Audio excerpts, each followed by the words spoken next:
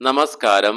ഏവർക്കും രാവിലെയുള്ള pre market റിപ്പോർട്ടുകളിലേക്ക് സ്വാഗതം. ഇന്ന് ജൂലൈ 17, 2025 വ്യാഴം. അങ്ങനെ ഈ മാസത്തെ മൂന്നാമത്തെ ആഴ്ചയിലെ നിഫ്റ്റിയുടെ വീക്കിലി എക്സ്പയറിലേക്ക് നമ്മൾ പ്രവേശിക്കുകയാണ്. ഇന്ന് സ്വാഭാവികമായിട്ടും നിഫ്റ്റിയുടെ വീക്കിലി എക്സ്പയറി ആയതുകൊണ്ട് തന്നെ വോളറ്റാലിറ്റി നമുക്ക് പ്രതീക്ഷിക്കണം. ഇന്നലെ PSU ബാങ്കിലും IT സ്റ്റോക്സിലും ഉണ്ടായ റാലിയും അതുപോലെ തന്നെ നല്ലൊരു CPI ഇൻഫ്ലേഷൻ ഡാറ്റകൾ വന്നതിനെ തുടർന്നും നമ്മുടെ മാർക്കറ്റ് നേരിയ പോയിന്റുകൾക്കാണെങ്കിലും ഇന്നലെ നേട്ടത്തോടു കൂടി തന്നെ വ്യാപാരം അവസാനിപ്പിക്കുവാനായിട്ട് സാധിക്കുക ഉണ്ടായി. US നിന്ന് മോശമായ ഒരു ഇൻഫ്ലേഷൻ ഡാറ്റ വന്നെങ്കിൽ കൂടിയിട്ടും. അതുപോലെ തന്നെ ഇന്നലെ വിദേശ ധനകാര്യ സ്ഥാപനങ്ങൾ 1858.15 കോടി രൂപയ്ക്ക് ക്യാഷ് മാർക്കറ്റിൽ സെല്ലേഴ്സ് ആയിരുന്നു. തത്സമയം ആഭ്യന്തര ധനകാര്യ സ്ഥാപനങ്ങൾ 1223.55 കോടി രൂപയ്ക്ക് മാത്രമേ ബൈ നടത്തുകയുണ്ടായുള്ളൂ. അതേപോലെ തന്നെ ഇന്നലെ ഇന്ത്യൻ രൂപയും അമേരിക്കൻ ഡോളറിനെതിരെ 13 പൈസയുടെ ഇടിവ് നേരിടുകയുണ്ടായി. ഇന്ന് ഇന്ത്യൻ രൂപയുടെ പെർഫോമൻസും അതേ തുടർന്ന് വരുന്ന വിദേശ ധനകാര്യ സ്ഥാപനങ്ങളുടെ ആക്ഷൻസും നമ്മുടെ മാർക്കറ്റിന്റെ ഗതിയെ നിർണ്ണയിക്കാൻ പോകുന്ന പ്രധാനപ്പെട്ട രണ്ട് ഘടകങ്ങൾ തന്നെയായിരിക്കും. ഒന്നാമത് നമ്മുടെ മാർക്കറ്റിന്റെ വാല്യുവേഷൻസ് ഒന്നും വിദേശ ധനകാര്യ സ്ഥാപനങ്ങൾക്ക് ഇപ്പോൾ അട്രാക്റ്റീവ് അല്ല. രണ്ടാമതായിട്ട് വരുന്ന Q1 റിസൾട്ടുകളും സംതൃപ്തി നൽകുന്നില്ല. മൂന്നാമതായിട്ട് ഇന്ത്യൻ രൂപ തുടർച്ചയായിട്ട് ഇടിഞ്ഞുകൊണ്ടിരിക്കുന്നു. ഈ മൂന്ന് കാര്യങ്ങളുമാണ് വിദേശ ധനകാര്യ സ്ഥാപനങ്ങളെ നമ്മുടെ മാർക്കറ്റിൽ നിന്നും വികർഷിക്കുന്നത്. എന്തൊക്കെയാണെങ്കിലും വിദേശ ധനകാര്യ സ്ഥാപനങ്ങളുടെ ബൈയിങ് ഇല്ലാതെ നമ്മുടെ മാർക്കറ്റിന് ഒരു പരിധിയിൽ കൂടുതൽ പിടിച്ചു നിൽക്കുവാനും മുന്നോട്ട് പോകുവാനുമായിട്ടും സാധിക്കുകയില്ല. അനലിസ്റ്റുകളുടെ അഭിപ്രായ പ്രകാരം നിലവില് ഇന്ത്യയുടെ മാക്രോ ഇക്കണോമിക് ഔട്ട്ലുക്ക് ഒക്കെ സ്ട്രോങ് ആയിട്ട് തന്നെ നിലനിൽക്കുന്നു. ഇതിനെ സപ്പോർട്ട് ചെയ്യുന്ന മറ്റു കാര്യങ്ങൾ നിലവില് ഇൻഫ്ലേഷൻ കുറഞ്ഞതും അതുപോലെ തന്നെ RBIയുടെ ഭാഗത്തു നിന്ന് വന്ന റേറ്റ് കട്ട് മൂലമുണ്ടായ ലോവർ ഇൻട്രസ്റ്റ് റേറ്റും ആരോഗ്യപരമായ ഒരു മൺസൂൺ ലഭിക്കുന്നതും അതുപോലെ നിലവില് ഓയിൽ പ്രൈസ് ബെറ്റർ ആയിട്ട് തുടരുന്നതും അത് മാത്രമല്ല ഇന്ത്യയുടെ ഇൻഫ്ലേഷൻ തുടർച്ചയായി 8 മാസം ഇടിവ് രേഖപ്പെടുത്തിക്കൊണ്ട് ഇരിക്കുന്നു. സ്വാഭാവികമായിട്ടും ഈ കാര്യങ്ങളൊക്കെ നമ്മുടെ മാർക്കറ്റിനെ മുന്നോട്ട് നയിക്കുന്നതിൽ സഹായകമാകാം എന്നാണ് അനലിസ്റ്റുകളുടെ വിലയിരുത്തലുകൾ. ഇന്നലെ അമേരിക്കയിൽ നിന്ന് പുതിയ പ്രഖ്യാപനം വന്നിട്ടുണ്ട്. പുതിയ ഒരു വലിയ ഡീൽ നടക്കാൻ വേണ്ടി പോകുന്നു. മിക്കവാറും അത് ഇന്ത്യയുമായിട്ട് ആകാം എന്നൊരു പ്രഖ്യാപനം വരുന്നുണ്ട്. നമ്മളൊക്കെ ഒന്ന് കെയർഫുൾ ആകേണ്ട അവസരമാണിത്. കാരണം ഓഗസ്റ്റ് 1 ട്രേഡ് താരിഫുമായി ഡെഡ് ലൈൻ ഓൾറെഡി നൽകിയിരിക്കുന്നത്. ഈ വീക്കെൻഡിലൊക്കെ പൊസിഷൻസ് ഒക്കെ ക്യാരി ഫോർവേഡ് ചെയ്യുന്നവർ 2 പ്രാവശ്യം ചിന്തിച്ചിട്ട് ചെയ്യുക. വീക്കെൻഡ് ഒക്കെയാണ്. അതുപോലെ തന്നെ വെള്ളിയാഴ്ച നമ്മുടെ മാർക്കറ്റ് അടച്ചതിന് ശേഷം US മാർക്കറ്റ് ഓപ്പൺ ആണ്. ആ സമയത്ത് എന്ത് വേണമെങ്കിലും സംഭവിക്കാം. അമേരിക്കയുടെ ഭാഗത്ത് നിന്നും ഇന്ത്യക്കെതിരെ ഉള്ള ട്രേഡ് താരിഫുമായി ബന്ധപ്പെട്ട പ്രഖ്യാപനങ്ങൾ ഏതു സമയത്തും ഇനി നമ്മൾ ഈ 2 ആഴ്ചക്കുള്ളിൽ പ്രതീക്ഷിക്കേണ്ടതാണ്.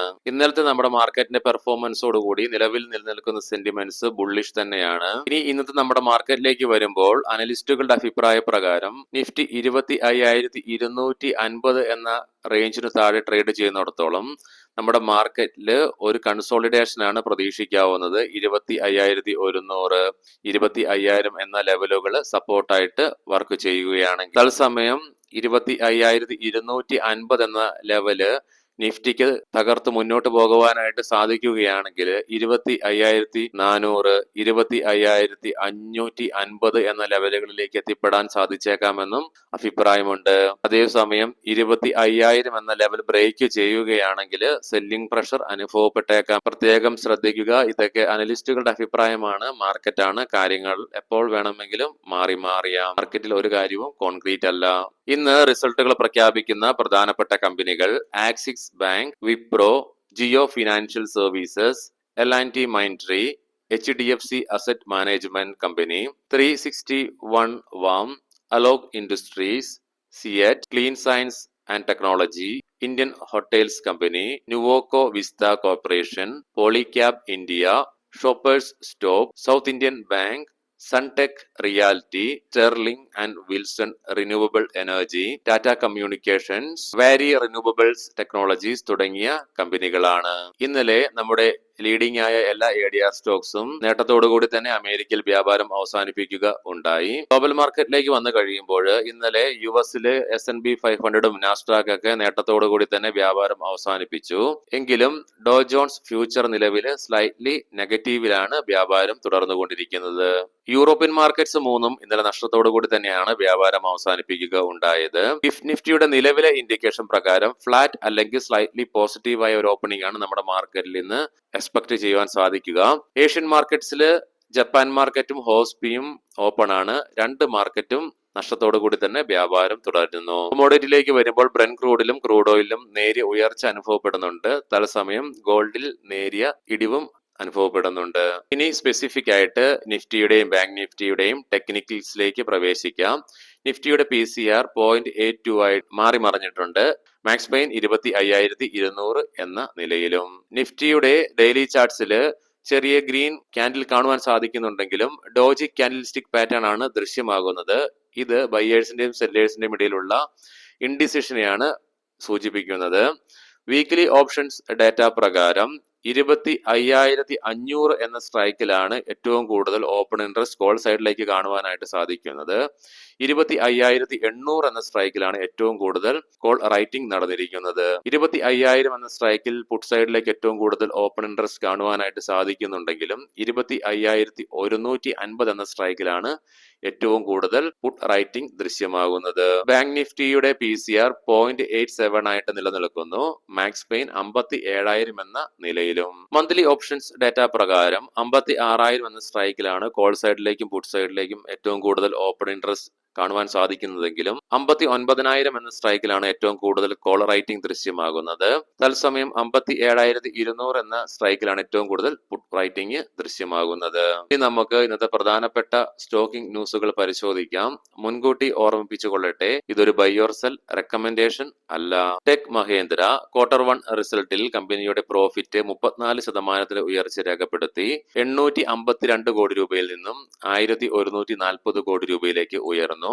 റവന്യൂ 2.7% ഉയർച്ചയും രേഖപ്പെടുത്തുകയുണ്ടായി. ഏഞ്ചൽ വൺ Q1 കമ്പനിയുടെ പ്രോഫിറ്റ് 61% ഇടിവ് നേരിടുകയുണ്ടായി. 292.7 കോടി രൂപയിൽ നിന്നും 114.5 കോടി രൂപയിലേക്ക് താന്നു. റവന്യൂവിലും 18.8% ഇടിവ് നേരിടുകയുണ്ടായി. L&T ടെക്നോളജി സർവീസസ് കമ്പനിയുടെ പ്രോഫിറ്റിൽ 0.7% ഉയർച്ച രേഖപ്പെടുത്തിക്കൊണ്ട് 313.6 കോടി രൂപയിൽ നിന്നും 315.7 കോടി രൂപയിലേക്ക് നേരിയ ഉയർച്ച രേഖപ്പെടുത്തി. തത്സമയം റവന്യൂ 16.4% ഉയർച്ചയും രേഖപ്പെടുത്തുകയുണ്ടായി. ലീ ട്രാവന്യൂസ് ടെക്നോളജി കമ്പനിയുടെ ലാഭം 27.5% ഉയർച്ച രേഖപ്പെടുത്തിക്കൊണ്ട് 14.9 കോടി രൂപയിൽ നിന്നും 18.9 കോടി രൂപയായി ഉയർന്നു.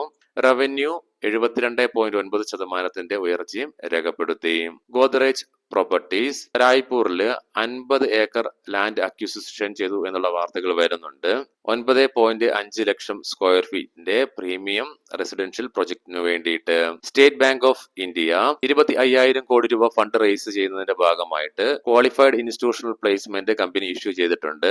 815.05 രൂപ പെർ ഷെയർ എന്ന നിലയിലാണ്. Reliance infra qualified institutional placement വഴി 6,000 കോടി രൂപ ഫണ്ട് റേസ് ചെയ്യുവാൻ കമ്പനിയുടെ ബോർഡ് അപ്രൂവൽ നൽകി എന്നുള്ള വാർത്തകൾ. ഏവർക്കും നല്ല ഒരു ട്രേഡിംഗ് ദിനം ആശംസിക്കുന്നു. വൈകുന്നേരം പോസ്റ്റ് മാർക്കറ്റ് റിപ്പോർട്ടുമായിട്ട് കണ്ടുമുട്ടാം. നന്ദി, നമസ്കാരം.